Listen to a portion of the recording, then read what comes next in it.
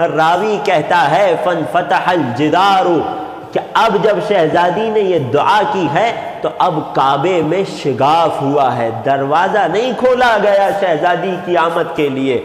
جب آنے والا عظیم ہے تو انتظام بھی عظیم ہو رہا ہے۔ کل کو کوئی یہ نہ کہے کہ کعبے کی چابیاں تو ابو طالب کے پاس تھی، کیا عجب بات ہے کہ ان کی زوجہ کعبے کے دروازے کو قفل کو کھول کر کعبے میں داخل ہو گئی اور وہاں علی کی ولادت ہو گئی۔ نہیں، کوئی اس معجزے کو ایک عام واقعہ نہ بنا دے، خدا نے بھرپور انتظام کر رکھا ہے۔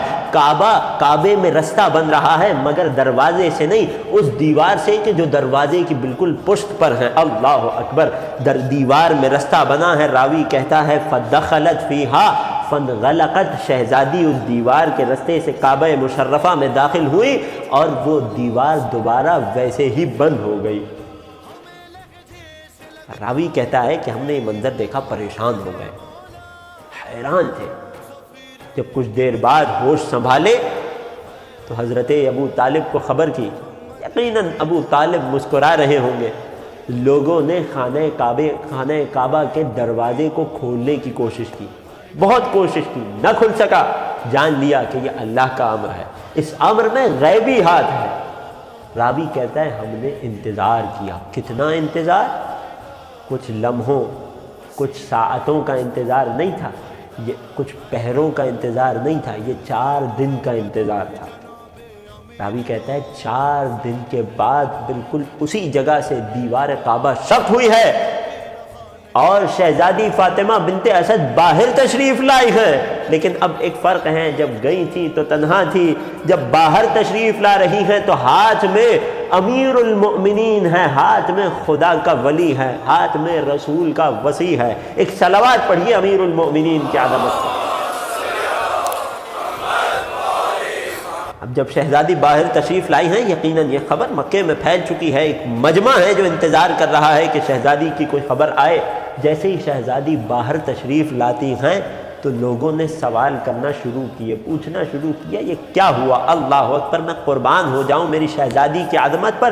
فرمانے لگی اللہ نے مجھے جناب مریم پر فضیلت بخشی۔ وہ اس طرح سے 2 نکات ہیں نا، ایک مولا علی نے بتایا ہے اور ایک اس موقع پر جناب فاطمہ بنت اسد نے بتایا تھا۔ جو مولا علی نے بتایا ہے وہ کیا ہے کہ جناب مریم کے قرآن نے جن کی شان میں ایک مکمل سورہ نازل کر دیا، جن کے واقعے کو تفصیل سے بیان کیا، جن کی طہارتوں کے قصیدے قرآن پڑھ رہا ہے، وہ جناب مریم جو ساری زندگی خدا کے گھر بیت المقدس میں گزار رہی ہیں۔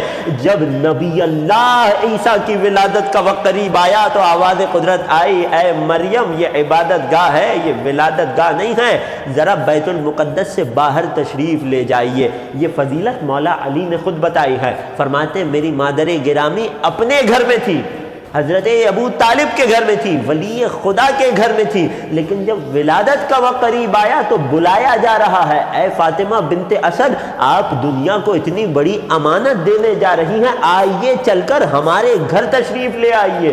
وہ جو خدا کے گھر سے باہر ہیں انہیں خدا کے گھر میں بلایا جا رہا ہے۔ یہ ہے پہلی فضیلت جو مولائے کائنات نے بتلائی ہے۔ اب ذرا دوسری فضیلت سننا، جب شہزادی فاطمہ بنت اسد 4 روز کے بعد خانہ کعبہ سے باہر تشریف لاتی ہیں اور گودی میں امیر المؤمنین ہیں، گودی میں مولائے متقیان ہیں، اس موقع پر لوگوں نے سوال کیا اے شہزادی یہ کیا ماجرا ہے؟ فرمانے لگی اللہ نے مجھ فاطمہ بنت اسد کو جناب مریم بنت عمران پر یوں فضیلت بخشی کہ وہ مریم کے جب بیت المقدس میں تھی اور عبادت میں مشغول رہتی تھی تو جنت سے غذا آتی تھی، اور جب زکریا نے سوال کیا سلام اللہ علیہ تو جواب دیا ان اللہ یرزق من یشاء بغیر حساب، خدا جسے چاہتا ہے بے حساب رزق دیتا ہے۔ شہزادی فاطمہ بنت اسد فرما رہی ہیں، توجہ کیجئے گا، وہ مریم کے جب عبادت کرتی تھی تو رزق جنت سے آتا تھا۔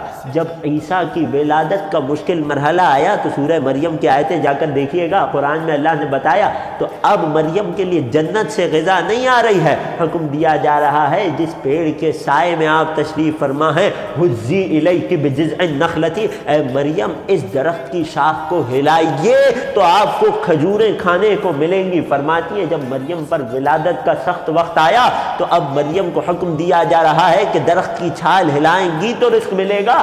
میں فاطمہ بنت اسد 3 دن تک خدا کے گھر میں اس کی مہمان تھی، میرے لیے طعام و شراب، میرے لیے رزق کا انتظام جنت سے ہو رہا تھا۔ ایک صلوات ہدیہ کیجئے شہزادی کی عظمت۔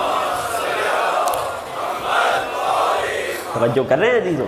اب یہاں سے وہ بات وہاں تک آ گئی کہ جو ہمارے موضوع نام علی علیہ السلام سے مربوط ہے، بہت مختصر کرنا چاہوں گا۔ اس کے بعد شہزادی فرماتی ہے فَإِذَا أَرَدْتُ أَنْ أَخْرُجَ، اللہ اکبر، توجہ کیجئے گا عزیزو، یہ نام علی، علی ذات کا علی نام کہاں سے آیا، کس نے رکھا یہ نام؟